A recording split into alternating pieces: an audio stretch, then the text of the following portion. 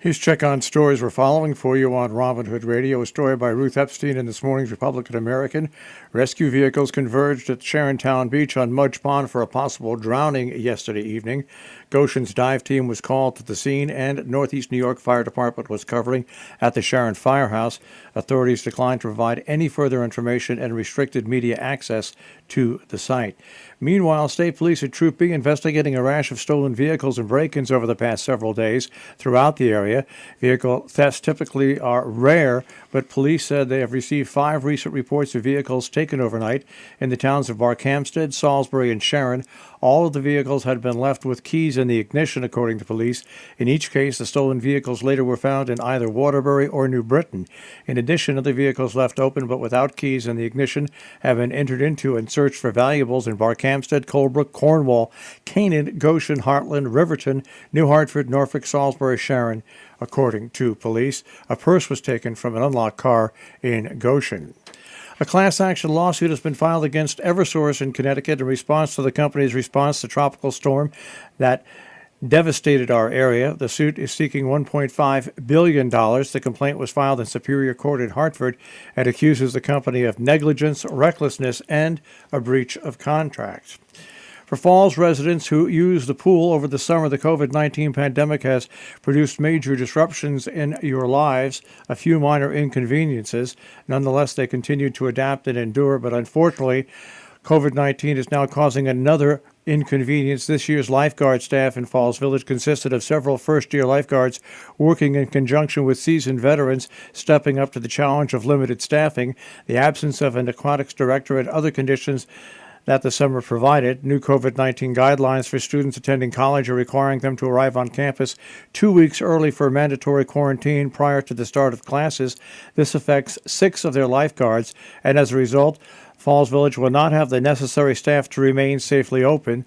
It was a difficult decision. The commission has concluded they have no option but to close the pool early this year. The last day the pool will be open will be this Sunday, August 16th.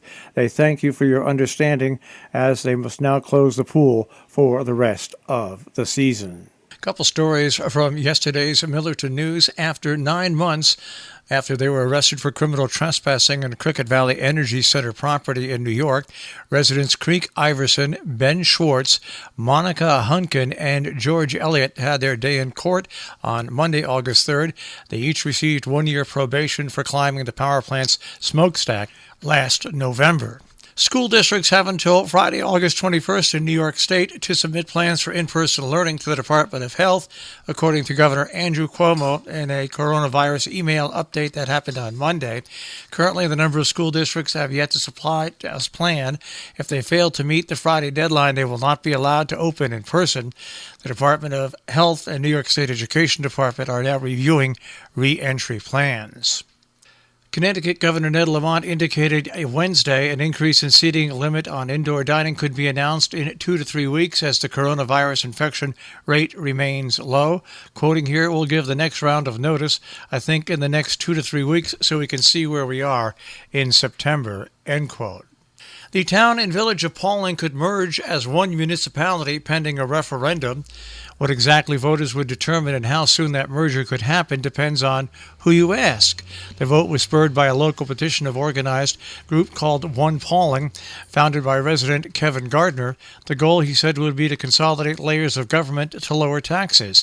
The petition submitted included 831 signatures.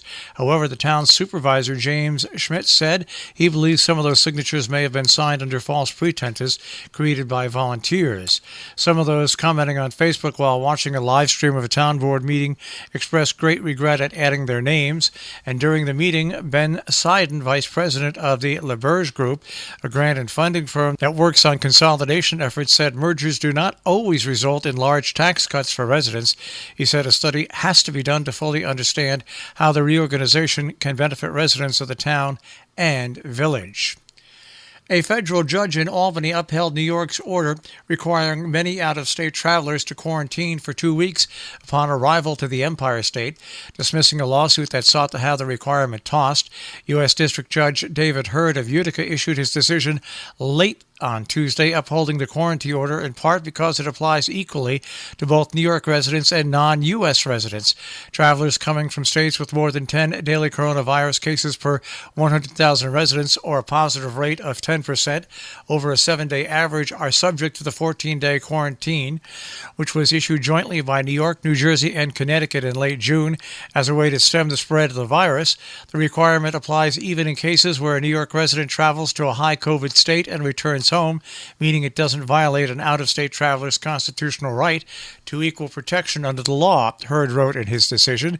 Quote, in other words, the state is not drawing distinction between residents and non-residents, but between individuals with and without a mathematically heightened risk of spreading COVID-19, end quote. A Chatham man has gotten 5 years for drug and weapon possession. The Columbia County man will spend the next 5 years in prison after pleading guilty to drug and weapons possession charges, according to the U.S. Attorney. Carlos Riviera, 43, of Chatham, was sentenced Wednesday in federal court to 60 months in prison for possession of a firearm by felon and possession with intent to distribute cocaine. He also was ordered to serve a period of 6 years of supervised release following his term of incarceration and to forfeit to the government $7,000 in proceeds from his drug trafficking activity, as well as a Mossberg 12-gauge shotgun. Add to the annual list of things being canceled this summer, the Greene County Firefighters Convention and Parades are now on that list of canceled events. Originally slated for the week of September 7th, the annual convention hosted by the Greene County Volunteer Firemen's Association canceled due to the coronavirus outbreak and limits on the size of public gatherings. The decision to cancel the convention was made by a majority vote on the August 6th quarterly meeting of that organization. A Great Barrington police officer charged last spring with drunken driving while off duty will serve a 1 year of probation. Jonathan Finnery, 37, of Lee, had his case continued without finding June 19th in Northern Berkshire District Court. Judge Paul Vrabel gave Finnery probation until June 18th for the operating under the influence charge. After the arrest, he was suspended from the Great Barrington Police Department, where he works full-time. He has not yet returned to work, according to the town manager.